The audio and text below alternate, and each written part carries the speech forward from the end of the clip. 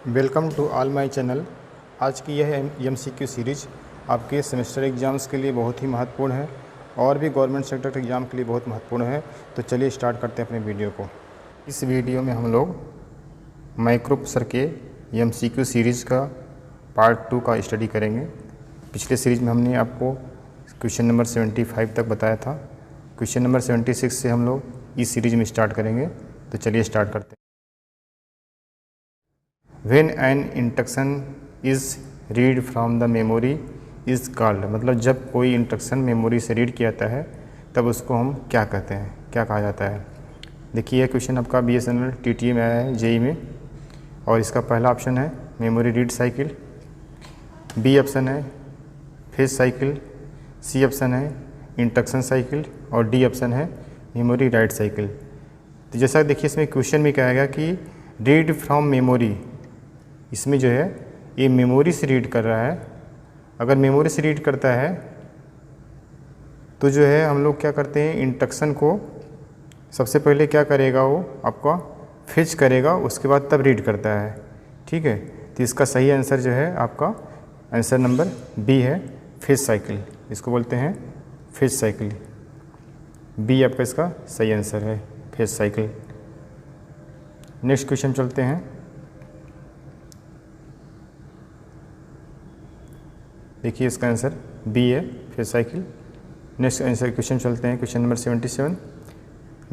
फिर इसके बाद ब्लैंक स्पेस है, इज सेट ब्रैकेट में 01 if there is carry from the low nibble bracket में lowest 4 bits to the high nibble bracket में upper 4 bits are borrow from the high nibble.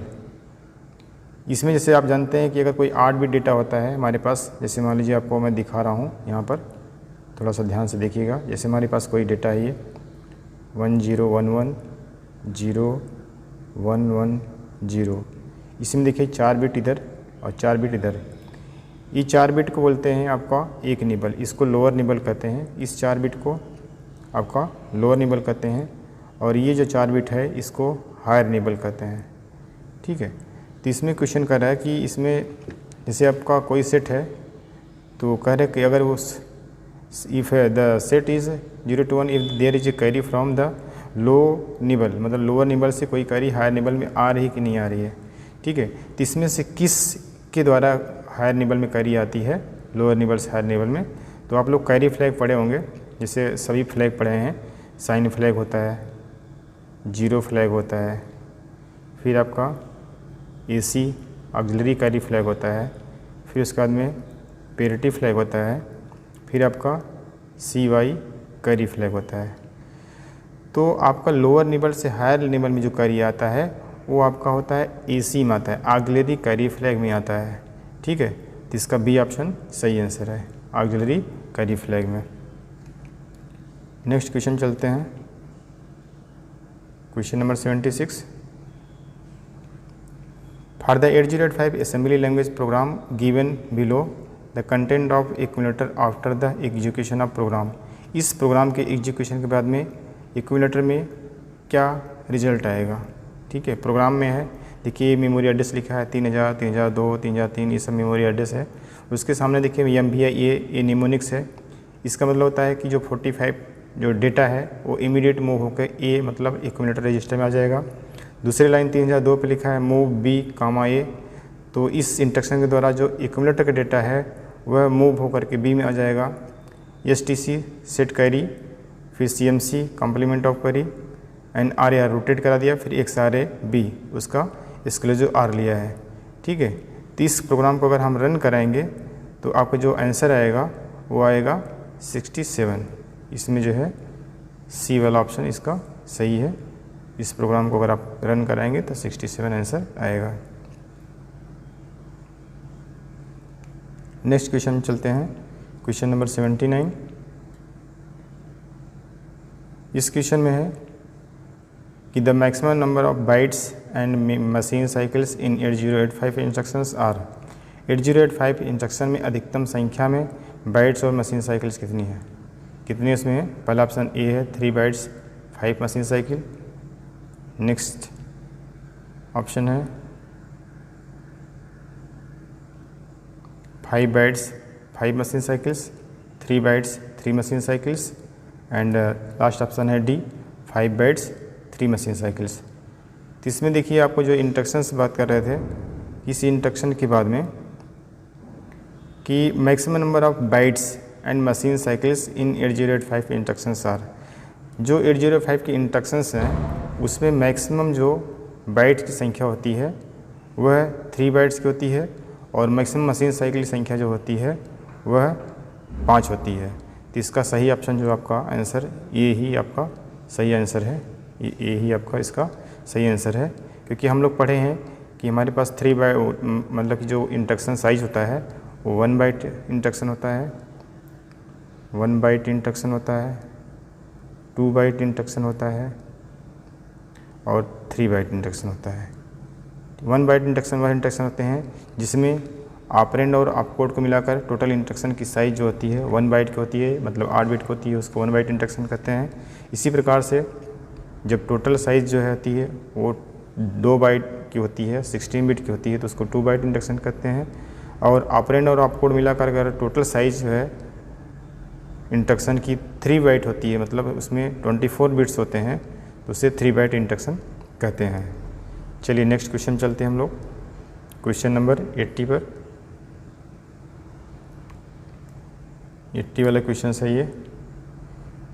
In 8085 micro processor which type of instructions, देखिए इसका answer भी देख लीजिए, आपको answer number A है आपको क्वेश्चन नंबर 79 का। क्वेश्चन नंबर 80 का है इन 8085 micro processor which type of instructions does not affect the flag, मतलब इसमें से कौन सा ऐसा इंस्ट्रक्शन है जो फ्लैग को प्रभावित नहीं करता है। 8085 का ऐसा कौन सा इंस्ट्रक्शंस है जो फ्लैग को प्रभावित नहीं करता है। देखिए ये सब क्वेश्चंस जो है आपको गवर्नमेंट सेक्टर के बहुत सारे एग्जाम्स में आते रहते हैं, इसलिए आप इनको अच्छे से प्रिपेयर करिए। और आपके जो पॉलिटेक्निक एग्जाम्स हैं, सेमेस्टर एग्जाम्स हैं, इसमें भी क्वेश्चंस आने के चांसेस हैं, ठीक है। इसलिए आप सारे क्वेश्चन को बहुत अच्छे से समझिए और अच्छे से उनको तैयार करिए।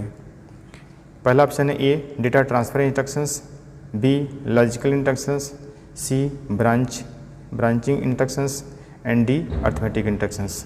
जैसे आप जानते हैं कि इंस्ट्रक्शंस जो टाइप्स होते हैं आपके 5 टाइप्स होते हैं, data transfer instructions, arithmetical instructions, logical instructions and branching instructions, machine cycle instructions, ठीक है।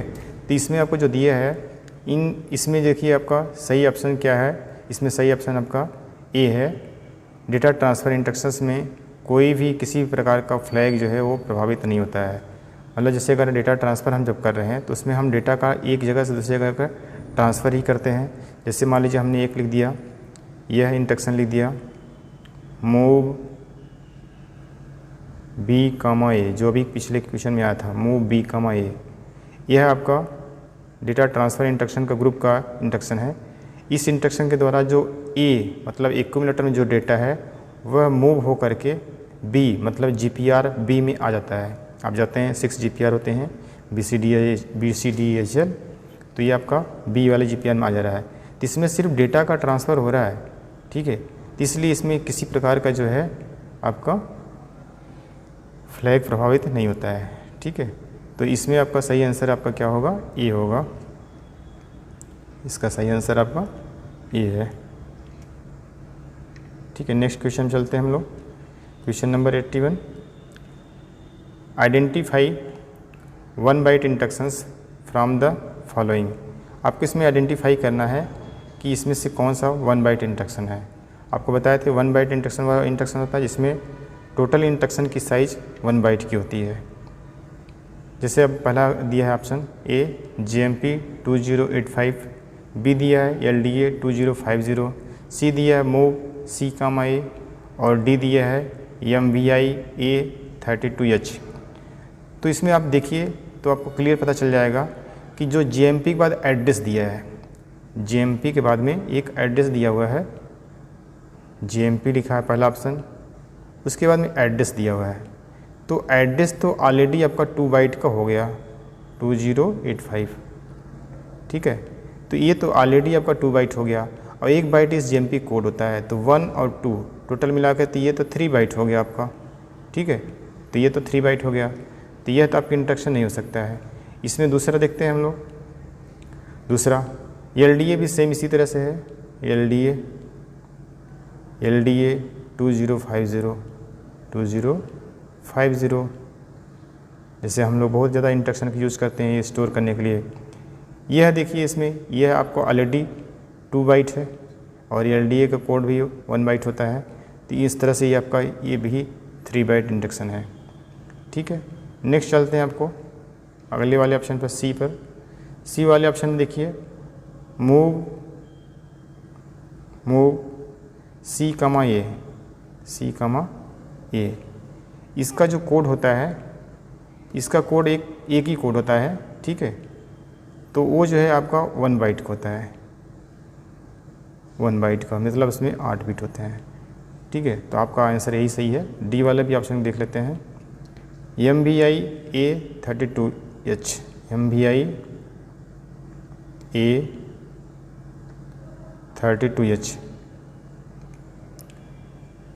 अब देखिए यह इमीडिएट एड्रेसिंग मोड का इंस्ट्रक्शन है। यहाँ पर I लगा हुआ है, ये I जो है शो करता है इमीडिएट एड्रेसिंग मोड का। तो MVI A का कोड होता है आपका 3 होता है।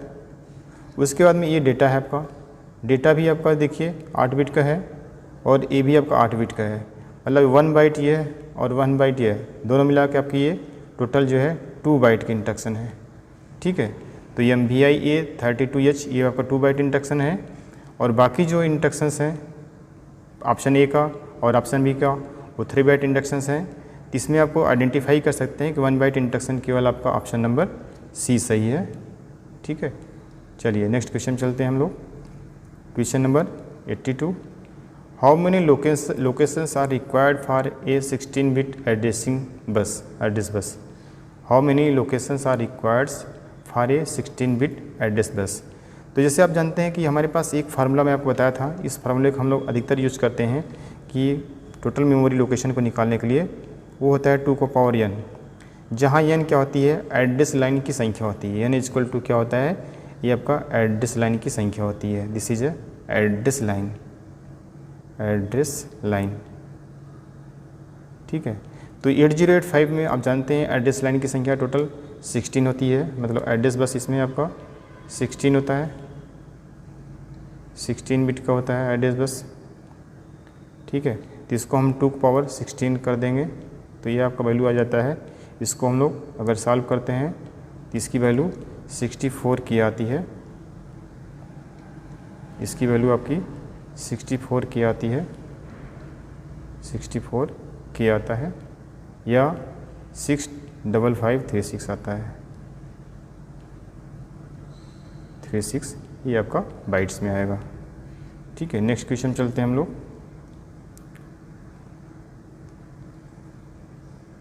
क्वेश्चन नंबर, इसका देखिए आपका सही आंसर इसमें आपका ए ऑप्शन का सही आंसर होगा। 82 का आपका ए ऑप्शन सही होगा। यहाँ पर आपको इसमें ये तो क्लियर बहुत आसान क्वेश्चन है, बाकी जो है आपका कोई ऑप्शन नहीं। देखिए नोएडा मेट्रो में आया है ये क्वेश्चंस। नेक्स्ट क्वेश्चन चलते हैं हम लोग। क्वेश्चन नंबर 83, ये high on reset out indicate that, मतलब जैसे अगर माइक्रो प्रोसेसर के अगर पिन पर रीसेट आउट पर हाई सिग्नल आ जाता है तो वह क्या इंडिकेट करता है। पहला A option, all the registers and counters are being reset and in addition this signal can be used to reset external support chip, मतलब सभी काउंटर को रीसेट किया था और इसके अतिरिक्त यह सिग्नल वह रीसेट को इस्तेमाल कर सकता है। नेक्स्ट बी ऑप्शन है, प्रोसेसिंग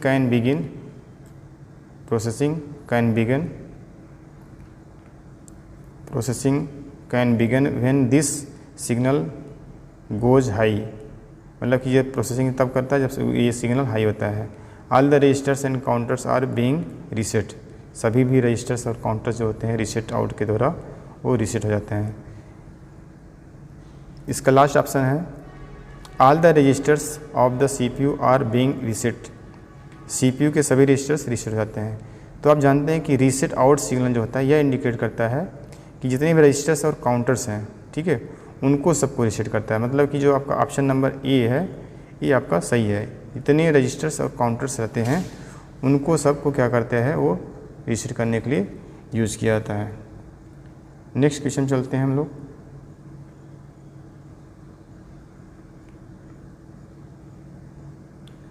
क्वेश्चन नंबर 84।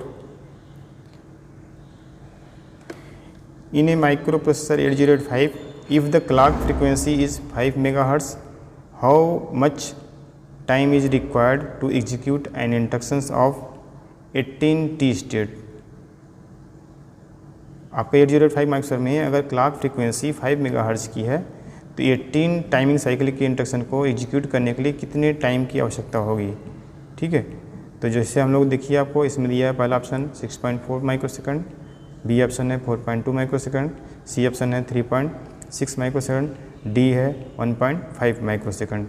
तो आप जानते हैं एग्जीक्यूशन टाइम जो होता है वो आपका फार्मूला है उसको, वो जैसे जितना टाइमिंग स्टेट दिया रहता है उतना उसके क्लॉक साइकिल्स उसमें हम डिवाइड कर देते हैं। जैसे 5 मेगाहर्ट्ज़ दिया है तो 18 टाइमिंग स्टेट है। इस तरह से देखिए आप समझ लीजिए कि जैसे मान लीजिए जो हमारा एग्जीक्यूशन टाइम होता है ईटी जो निकालते हैं एग्जीक्यूशन टाइम, यह टाइम जो होता है आपकी जो क्लॉक साइकिल्स है जितने स्टेट्स हैं वह रहता है डिवाइड अपॉन फ्रीक्वेंसी रहती है, कितनी फ्रीक्वेंसी इसको हमने दिया है। तो हमने दिया है इसको 18 इसकी टाइमिंग स्टेट है और फ्रीक्वेंसी हमारी जो है 5 मेगाहर्ट्ज़ है। तो हम 5 को मेगा को जब कन्वर्ट करेंगे तो 5 × 10⁶ आ जाएगा। इसको हम लोग डिवाइड करेंगे तो आपका जो वैल्यू आएगी वो 3.6 माइक्रोसेकंड आ जाएगा। दैट मीन्स ऑप्शन सी सही आंसर है। नेक्स्ट क्वेश्चन चलते हैं, question number 85। Trap is blank space है where as reset 7.5, RST 6.5, RST 5.5 are. मतलब ट्रैप फिर ब्लैंक स्पेस है जहाँ आरएसटी 7.5, आरएसटी 5.5, 6.5 हैं। तो जानते हैं आप इसमें से देखिए पहला ऑप्शन ए है non maskable interrupts, B option है नॉन मास्केबल या नॉन मास्केबल, सी ऑप्शन है मास्केबल, डी ऑप्शन है मास्केबल नॉन मास्केबल। तो जैसे आप जानते हैं कि आपका जो ट्रैप है ट्रैप एक नॉन मास्केबल है। आप लोग को मैंने बताया था इससे पहले भी, आप लोग समझ ध्यान में होगा अगर आप लोग को, तो आप लोग जो है इसलिए पिछला सीरीज में मैंने बताया था इस चीज़ के बारे में। जैसे देखिए आप जो 8085 है उसमें 5 हैं, ट्रैप की प्रायोरिटी सबसे अधिक होती है, ट्रैप की प्रायोरिटी हाईएस्ट होती है और यह है आपका नॉन मास्केबल है। नॉन मास्केबल मतलब होता है कि इस इंटरप्ट सिग्नल को हम लोग डिले या रिजेक्ट नहीं कर सकते हैं। अगर माइक्रोप्रोसेसर में यह सिग्नल पर ट्रैप पर अगर कोई सिग्नल आ गया है, एक्सटर्नल डिवाइस से कोई भी इंटरप्ट सिग्नल ट्रैप पर आ गया है तो हम लोग उसको डिले या रिजेक्ट नहीं कर सकते, इसको तुरंत रिस्पांस करना पड़ता है। इसीलिए इसको बोलते हैं यह क्या है, नॉन मास्केबल है, यह आपका नॉन मास्केबल है। ठीक है, उसके बाद में बाकी जो हैं आपके आरएसटी 7.5, 5.5, 6.5 ये सब क्या है आपके मास्केबल हैं। तो ऑप्शन में देखिए आपका ऑप्शन में कह रहा है कि यहाँ पर नॉन मास्केबल, और ऑप्शन में दे रहा है कि नॉन मास्केबल भी है और मास्केबल की बात भी कर रहा है कि मतलब ट्रैप आपका एक नॉन मास्केबल है और जो आपका बाकी जो है सब वो आरएसटी 7.5, 6.5, 5.5 ये सब मास्केबल है। मतलब इन सब पर अगर कोई इंटरप्ट सिग्नल आया तो उसको हम लोग डिले या रिजेक्ट कर सकते हैं। इसलिए आपका इसमें सही ऑप्शन जो है आपका ए सही आंसर है। नेक्स्ट क्वेश्चन चलते हैं, question number 86। In 8085 microprocessor system with memory mapped input output. Memory mapped जो इनपुट आउटपुट के साथ में अक्सर में सिस्टम में क्या क्या होता है। पहला, ये input output devices have 8 bit address bus, B option है input output devices are accessed using in out instructions. Input out devices का उपयोग जो है इन आउट इंस्ट्रक्शंस के द्वारा प्रयोग किया जाता है। इसका अगला ऑप्शन देखते हैं, अगला ऑप्शन है C, there can be maximum 256 input and 256 output devices. इसमें मतलब कि 256 इनपुट और 256 आउटपुट डिवाइसेस हो सकते हैं। डी ऑप्शन है arithmetic and logic operations can be directly performed with input output data. मतलब जो एलियम जो ऑपरेशन होते हैं वो इनपुट आउटपुट डेटा के साथ में हो सकते हैं। तो आपका इसमें डी ऑप्शन ही आपका सही आंसर है। इसमें आपका डी ऑप्शन ही सही है कि जो मेमोरी मैप्ड में जो होता है, मेमोरी मैप्ड इनपुट आउटपुट के साथ में ऑपरेशन जो होता है इन 8085 microprocessor system with memory mapped input output में आपका जो ऑपरेशन होता है वह अर्थमेटिकल और लॉजिकल ऑपरेशन जो होते हैं directly perform with input output devices. Input output devices या इसको पेरिफेरल डिवाइसेज भी कहते हैं। तो इसमें आपको जो है ये डी ऑप्शन करेक्ट है। चलिए नेक्स्ट क्वेश्चन चलते हैं, question number 87। In 8085 microprocessor has register content SP equal to 5FF8H, B 34H and C 7F before the execution of instruction push B. The value of SP and the content of stack top after the execution of the instructions respectively are।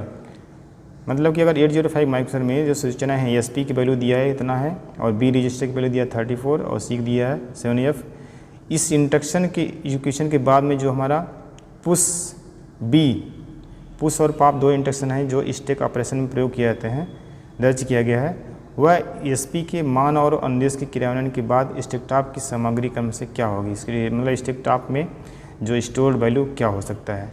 ठीक है, तो जैसे आप जानते हैं push instruction देने से हम लोग क्या करते हैं, माइक्रोसॉफ्ट पे स्टैक में जो डेटा को स्टोर किया जाता है। स्टैक ऑपरेशन में आपके दो इंस्ट्रक्शन का प्रयोग किया जाता है, एक पुश इंस्ट्रक्शन का प्रयोग किया जाता है। पुश इंस्ट्रक्शन के द्वारा हम स्टैक में डेटा स्टोर करते हैं, यह जो है स्टोर करने के लिए प्रयोग किया जाता है, स्टोर करने के लिए। और जो पॉप इंस्ट्रक्शन होता है, पॉप इंस्ट्रक्शन, इसके द्वारा डेटा को जो हम लोग फिर से रीट्राइप करते हैं, मतलब हमको डेटा को क्या करते हैं, एक तरह से रीड किया जाता है। ठीक है, रीड करते हैं, एक तरह से लेते हैं। तो जैसे हम मान लीजिए इसमें इंस्ट्रक्शन को पुश भी एग्जीक्यूट करेंगे तो जो BC कंटेंट जो है स्टैक में चला जाता है। जो BC हमारा रजिस्टर पेयर है उसका कंटेंट जो है स्टैक में चला जाता है। तो उसके लिए देखिए ये दिया है और इसमें आपका सही ऑप्शन C होगा। ठीक है, 5FF 6H एंड 7F का C आंसर सही है। नेक्स्ट क्वेश्चन है 88। ट्रैप है क्या है, देखिए पहला कह रहा है A maskable, highest priority and software interrupt. ध्यान से आप लोग समझिए हमारे साथ साथ में इस चीज़ को देखिए। आपको जो ऑप्शन दिया है, ऑप्शन से ही आप आंसर तुरंत समझ जा सकते हैं कि आंसर क्या हो सकता है। बी ऑप्शन है non maskable, highest priority and hardware interrupt. C option है non maskable, highest priority and software interrupt. D option है maskable, lowest priority and hardware interrupt. तो जैसे मैंने आपको बताया है कि जो ट्रैप है, ट्रैप की प्रायोरिटी सबसे हाईएस्ट होती है। इससे बहुत सारे क्वेश्चन आने के चांसेस हैं, आपके एग्जाम्स में श्योर आएंगे। ठीक है, इसलिए आप बहुत अच्छे से समझिए, ये क्वेश्चन बहुत ही इंपॉर्टेंट है जो इंटरप्ट से रिलेटेड है। ठीक है, तो जानते हैं ट्रैप जो होता है इसकी प्रायोरिटी सबसे अधिक होती है, हाईएस्ट प्रायोरिटी होती है, और यह एक आपका नॉन मास्केबल इंटरप्ट है। और जो ट्रैप है और बाकी जो RST 7.5, RST 6.5, RST 5.5 और INTR, ये सभी जो है आपके पांचों जो है आपके हार्डवेयर इंटरप्ट हैं। ठीक है, तो इसमें आपका ऑप्शन जो है वो बी ऑप्शन सही है कि यह एक नॉन मास्केबल है। पहला point non maskable, highest priority का एंड हार्डवेयर इंटरप्ट है। ठीक है, नेक्स्ट क्वेश्चन चलते हैं हम लोग, क्वेश्चन नंबर 88 हो गया। अब हम लोग क्वेश्चन नंबर पर चलेंगे 89 पर। If ready pin of 8085 is low it means, जैसे 8085 में एक रेडी पिन होता है। ठीक है, तो इस रेडी पिन अगर आपका लो हो गया, मतलब रेडी पिन पर अगर मान लीजिए 0 सिग्नल आ गया, जैसे रेडी पिन जो होता है वो वेट करने के लिए यूज़ किया जाता है। अगर रेडी पिन पर है आपका सिग्नल 0 आ गया, लो आ गया, तो क्या हो सकता है। इसमें देखिए क्या क्या ऑप्शन दिया हुआ है। पहला ये ऑप्शन है कि इसमें ये ऑप्शन है 8085 is ready but peripheral devices is not ready. मतलब 8085 तुम्हारा रेडी है बट पेरिफेरल डिवाइसेज रेडी नहीं है। Both 8085 and peripheral devices are not ready. दोनों, मतलब कि न तो पेरिफेरल डिवाइसेज हमारा रेडी है न तो माइक्रोप्रोसेसर रेडी है। तीसरा ऑप्शन सी है 8085 not ready but peripheral devices is ready.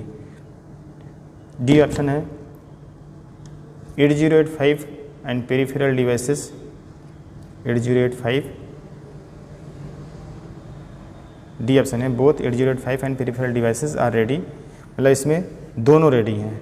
तो जैसा आप जानते हैं कि इस क्वेश्चन में आपको पहले समझना पड़ेगा इस क्वेश्चन में कि अगर रेडी सिग्नल लो हो जाता है, रेडी सिग्नल लो हो गया तो इसका मतलब कि जो है माइक्रोप्रोसेसर वो रेडी नहीं होगा।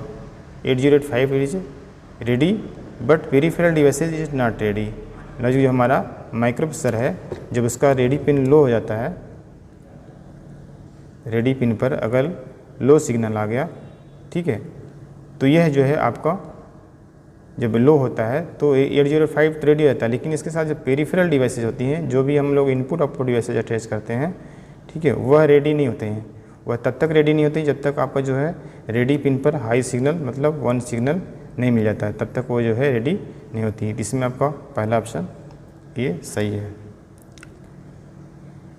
क्वेश्चन नंबर 90 पे चलते हैं। Clock speed of 8085 micro processor is, ये भी बहुत ही इंपॉर्टेंट क्वेश्चन है। देखिए यूपी पीसीएल में आया है, ठीक है, तो इलेक्ट्रिकल इंजीनियरिंग जो आईसी के स्टूडेंट हैं वो सब बहुत समझ लें अच्छे से कि यूपी पीसीएल भी आप लोग आगे वैकेंसी की प्रिपरेशन भी कर सकते हैं। डीएमआरसी के करते हैं, एलएमआरसी करते हैं, लखनऊ मेट्रो रेलवे है, दिल्ली मेट्रो रेलवे है, ठीक है, इन सभी कंपटीशन में आपको माइक्रोसॉफ्ट से क्वेश्चंस कम से कम 10-12 क्वेश्चंस आपके आते हैं। तो अगर आप इस सीरीज़ को सही से पढ़े रहेंगे तो आपको उस जगह पर भी आप जब प्रिपरेशन पॉइंट ऑफ व्यू से तैयारी करेंगे तब भी आपको ये क्वेश्चन बहुत ही हेल्पफुल रहेंगे। चलिए देखते हैं क्वेश्चन में। Clock speed of 8085 micro processor is, जो 8085 का क्लॉक स्पीड होता है वो कितना होता है? तो जानते हैं 8085 में आपको जो है 3.072 मेगाहर्ट्ज़ का एक क्वार्टर क्रिस्टल होता है, या उसको 3 मेगाहर्ट्ज़ मान चलते हैं, ठीक है।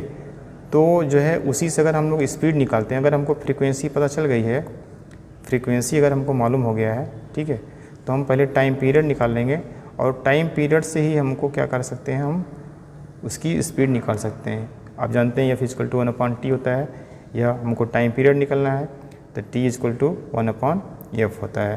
तो इसी में हम लोग वैल्यू को पुटअप कर देंगे, अगर इसी में अगर हम लोग वैल्यू को पुट कर देंगे तो हमारा इसका आंसर आ जाएगा, ठीक है।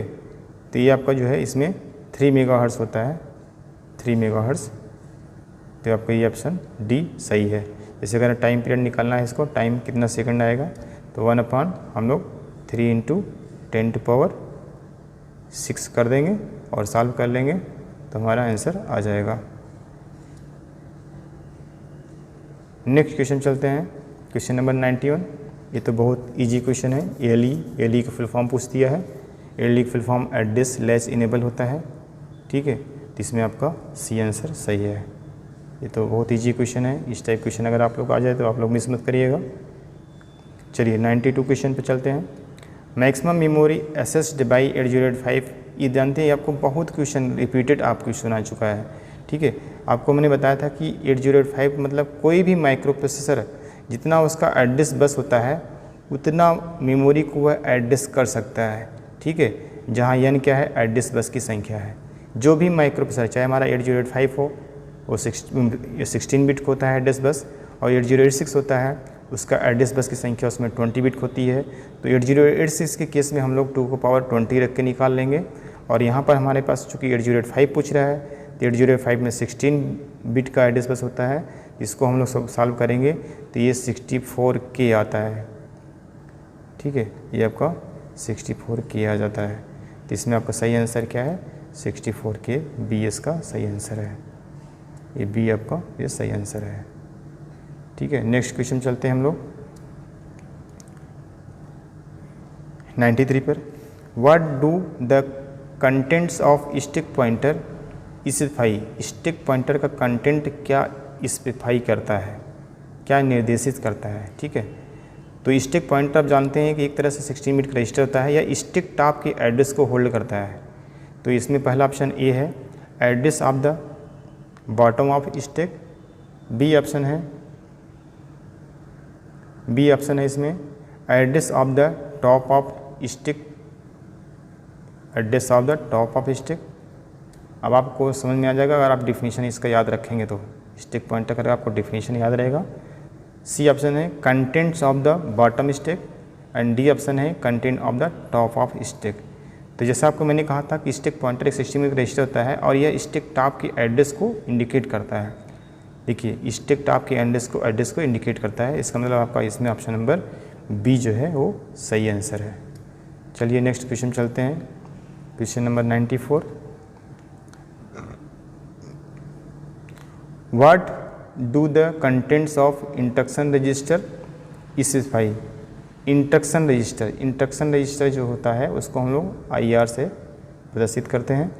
इस रजिस्टर के द्वारा क्या प्रदर्शित होता है, क्या निर्देशित होता है। ठीक है, पहला operands for the instructions being executed, B option है opcode for instruction being executed, C option है opcode for the instruction being executed and D option है operand for the instructions being executed. इसमें आपका बी ऑप्शन सही है, इसमें आपका B option सही है।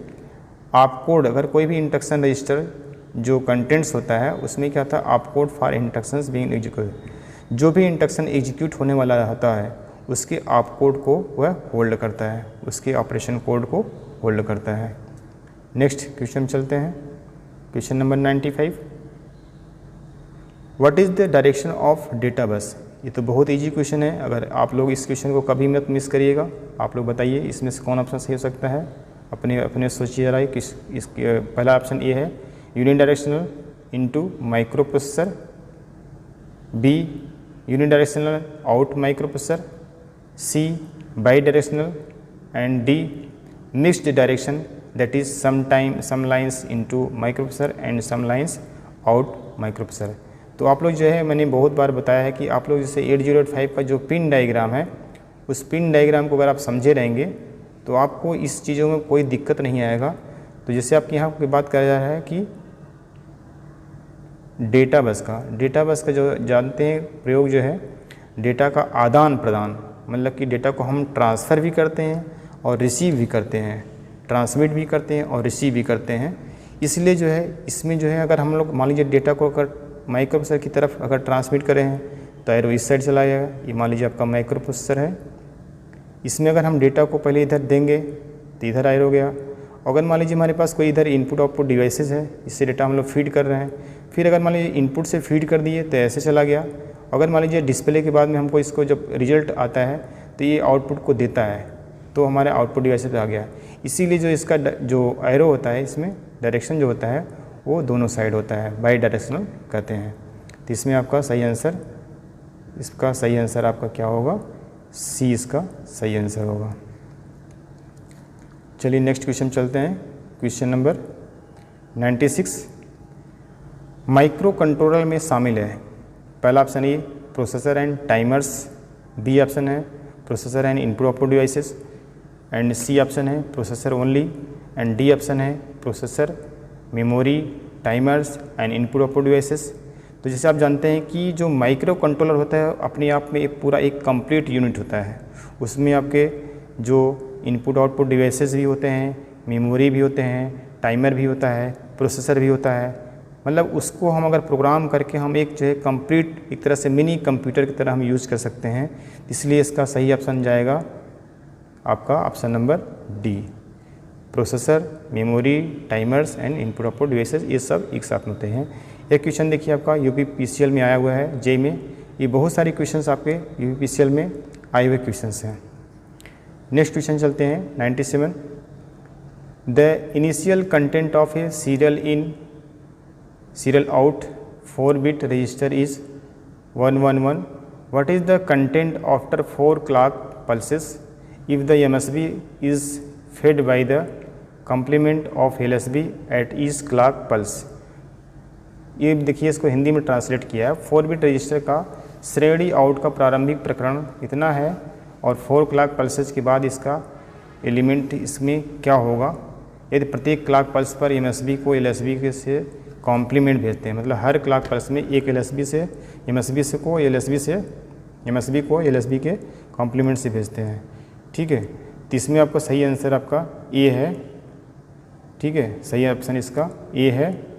अगर रजिस्टर का जो है आपका कंटेंट 11 है तो पहले क्लॉक पल्स में एक पहला वाला बिट को 0 किया, पहले वाले क्लॉक पल्स में देखिए, अगर हमारे पास में कंटेंट में हमारे पास में ये था, 4 क्लॉक पल्स के बाद में पूछ रहा है कि क्या आएगा आउटपुट, तो पहले हमारा इस वाले को 0 कर दिया, ठीक है। अगले पल्स में जब इस वाले को भी 0 कर दिया, फिर नेक्स्ट पल्स में जब गया तो इस वाले को भी 0 कर दिया, और जब चौथे पल्स पहुंचा तो इसको 0 कर दिया। दैट मीन्स आपका कंटेंट जो होगा वो आपका क्या आएगा, A000। नेक्स्ट क्वेश्चन चलते हैं 98। In 8085 microprocessor, the value of the most significant bit of the result following the execution of any arithmetic of Boolean instructions is stored in the 8085 microprocessor में बूलियन अनुदेश के किसी भी गणित के निष्पादन के फलस्वरूप परिणाम के सर्वाधिक महत्वपूर्ण बिट का मान निम्न में से क्या होता है। पहला होता है A carry status flag, B auxiliary carry status and C sign flag status, और D आपका 0 स्टेटस फ्लैग।